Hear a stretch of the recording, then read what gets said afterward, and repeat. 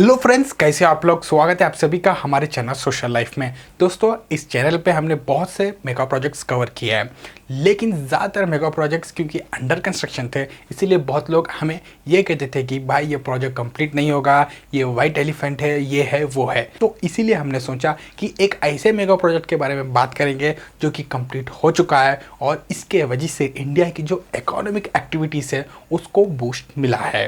तो दोस्तों, इसीलिए आज हम बात करने वाले हैं गोल्डन कोरिलेटरल हाईवे प्रोजेक्ट के बारे में।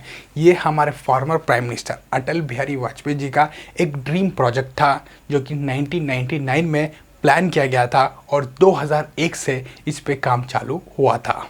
दोस्तों, इस प्रोजेक्ट का मेन ऑब्जेक्टिव इंडिया के 4 बड़े शहर दिल्ली, मुंबई, कोलकाता और चेन्नई, इनको एक हाईवे के ज़रिए जोड़ना था, जो कि 12 साल की कड़ी मेहनत के बाद कंप्लीट हो गया। और उसी के साथ ही दोस्तों, ये प्रोजेक्ट वर्ल्ड का 5th लॉन्गेस्ट प्रोजेक्ट और इंडिया का लार्जेस्ट प्रोजेक्ट बन गया, जिसकी टोटल हाईवे नेटवर्क 5846 किलोमीटर्स है, जो कि 4 लेन और 6 लेन्स में डिवाइडेड है। दोस्तों, इस प्रोजेक्ट ने इंडिया के 4 नहीं बहुत से बड़े शहर को जोड़ दिया, जैसे कि जयपुर, भुवनेश्वर, अहमदाबाद, कानपुर वगैरह। और अगर हम single tier double tier cities भी ऐड कर देंगे तो इस हाईवे नेटवर्क की वजह से टोटल 70 से ज़्यादा सिटीज़ है जो कि इससे जुड़ गए। और इस हाईवे प्रोजेक्ट का नेटवर्क इंडिया के 12 स्टेट्स, एक यूनियन टेरिटरी में है। सबसे ज़्यादा आंध्र प्रदेश में 1000 किलोमीटर और सबसे कम दिल्ली में 25 किलोमीटर। तो अब बात करते हैं कॉस्ट की। दोस्तों, इनिशियली ये प्रोजेक्ट 2006 में कंप्लीट करने की कोशिश की गई थी, लेकिन लैंड एक्विजिशन की वजह से डिले होता गया और जो कंस्ट्रक्शन कॉस्ट था वो भी धीरे धीरे बढ़ता गया।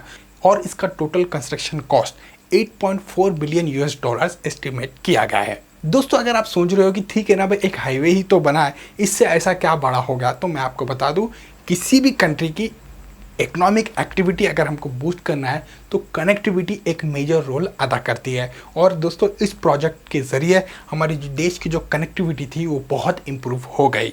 और अब आपको कुछ बेनिफिट्स बताता हूँ इस प्रोजेक्ट के। दोस्तों, वैसे तो टोटल ये हाईवे नेटवर्क का सिर्फ 2% ही है, लेकिन ये प्रोजेक्ट हमारे देश की 40% नेशनल ट्रैफिक को कैरी करता है, जो कि एक बहुत बड़ी बात है। सोचिए, सिर्फ 2% का हाईवे नेटवर्क है, लेकिन इसके ऊपर जो ट्रांसपोर्टेशन हो रहा है वो देश की 40% से ज़्यादा गाड़ियाँ जा रही है। इससे हम समझ सकते हैं कि कितना इंपॉर्टेंट है हमारे लिए ये प्रोजेक्ट। और दूसरा जो बेनिफिट है इस प्रोजेक्ट का वो है एग्रीकल्चर सेक्टर।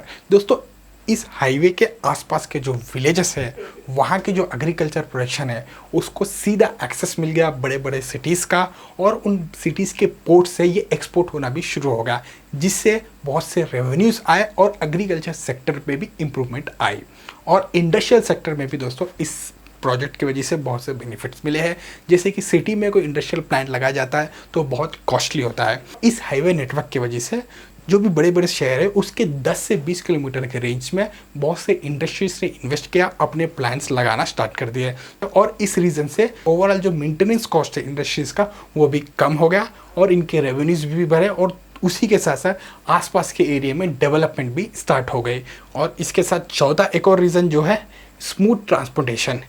गुड्स हो या पीपल हो, एक सिटी से दूसरे सिटी आसानी से जाने लगे और जल्दी जाने लगे इस प्रोजेक्ट के वजह से। और दोस्तों, क्योंकि बिलियंस ऑफ डॉलर्स इन्वेस्ट किए गए इस प्रोजेक्ट को बनाने के लिए, तो एम्प्लॉयमेंट अपॉर्चुनिटीज़ क्रिएट हुई, इकोनॉमिक एक्टिविटीज़ क्रिएट हुई और इनडायरेक्ट डिमांड जनरेट हुआ सीमेंट और स्टील खरीदने से, और truck transportation all over India boost हो गया। दोस्तों, बहुत से बेनिफिट्स इस प्रोजेक्ट से हुए और हज़ारों लाखों नहीं करोड़ों लोगों की जिंदगियां इस प्रोजेक्ट की वजह से बदल गई।